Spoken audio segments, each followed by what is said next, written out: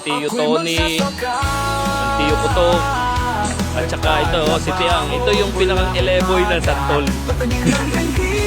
Like nito, Tio Kutok sa eleboy, tsaka Tio Tony.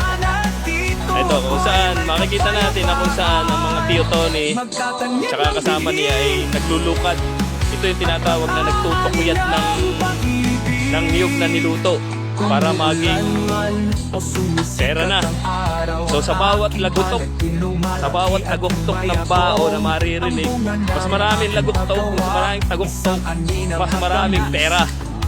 Ayan, ito yung kanilang nilulukat. At ito naman yung niluluto pa. Pagluto na ito, lulukadin ulit ito.